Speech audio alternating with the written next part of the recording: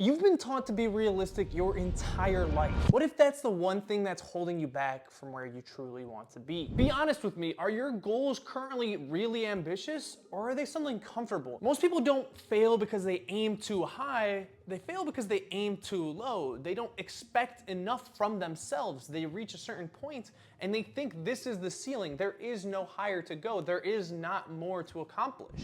They convince themselves that what they've reached is realistic and anything else is unrealistic. And what if I told you that everything you ever dreamed of was on the other side of that thought process? Thinking small doesn't seem obvious. It's not something hurtful, it's not painful, it doesn't look like something very vivid that you could just tell right away, but it does compound pretty fast. It can start with, I just want to be comfortable. I'm not ready for that yet. I'm not too sure, I don't know. These little phrases and terms are holding you back. They're putting a ceiling on the expectations and limitations that you place on yourself. And on the surface, they sound reasonable. They don't sound like something to be concerned about, but then over time, they become the way you live your life instead of exploring what's possible in your life. The thing is, nobody wakes up and decides to think small. It takes a bunch of years and people to manufacture this idea and thought process into your mind. Think of a child. They think of everything. They think of fascinating stories. They think of flying pigs, all this cool stuff. Their ideas and beliefs are uncapped. But as you grow older, into a teenager, into a young adult, into an actual adult, those limitations get put onto you. You start to narrow down what you think is possible. You start to narrow in on the idea of being realistic. The worst place for all of this really is school. When you go to school, C is considered average. That's what you're expected to do. Anything above that is above average. That's when people are like, oh, be realistic. You're not gonna get an A+ on this test. What if I am? What if I study? What if I work hard?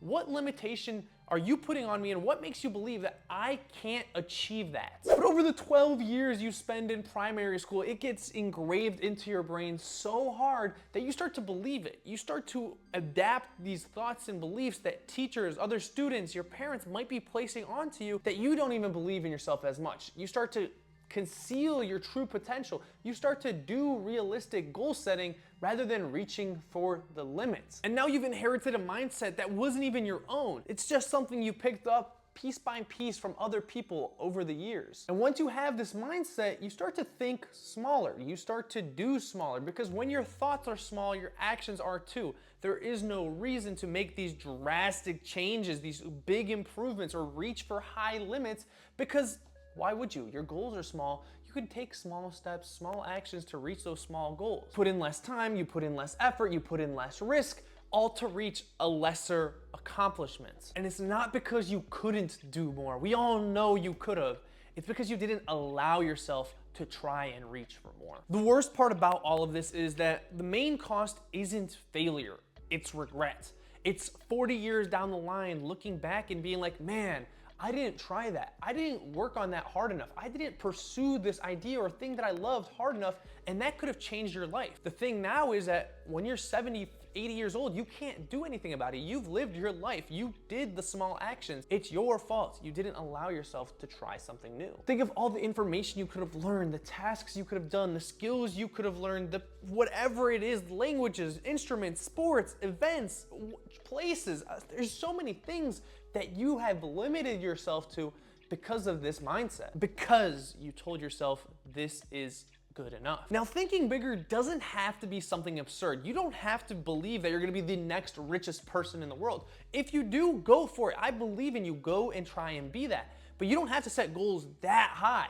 You can set something that's outside of your expectations. It's outside of what you're comfortable. Raise your standards from where they are now to a point where you could be like, what would my life be if I did everything I wanted to the max? How would you look? How would you feel? How would you speak? Where would you be? How would you surround yourself? Who would you surround yourself with? What could be possible if you stopped limiting yourself to certain ideas? Thinking big changes your perspective, and your perspective changes your actions. It changes what you do, what you want to do, what you're gonna plan to do, who you're gonna do it with, how you're gonna do it. It changes everything about it. The easiest way to dream bigger and to do bigger things is putting yourself in environments where bigger things are happening. Lots of us, the majority of us, live in closed-minded, small communities. Things are pretty simple. There's not a lot of extravagant people in our environments. We are living in a place where it's closed off. The limiting belief is very popular. Once you exit that circle of limitations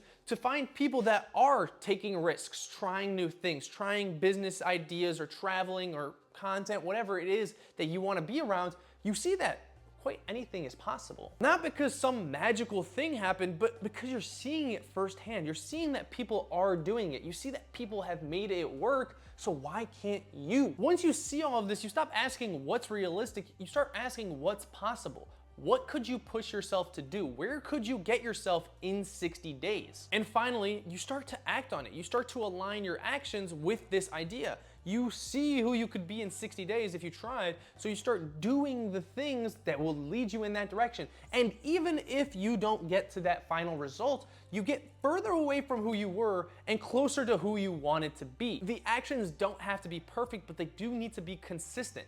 Consistent with your beliefs, consistent with your schedule, and consistent with you, who you are as a person and who you are striving to be. If you don't have consistent actions, you don't have a consistent mindset and you're not going to the right destination. Because thinking bigger without action doesn't do anything. Action is the piece that leads you to that bigger mindset and bigger possibility. Most people live a life caged in by limitations they've never questioned. Things that were established or that they picked up through years of schooling and outside sources.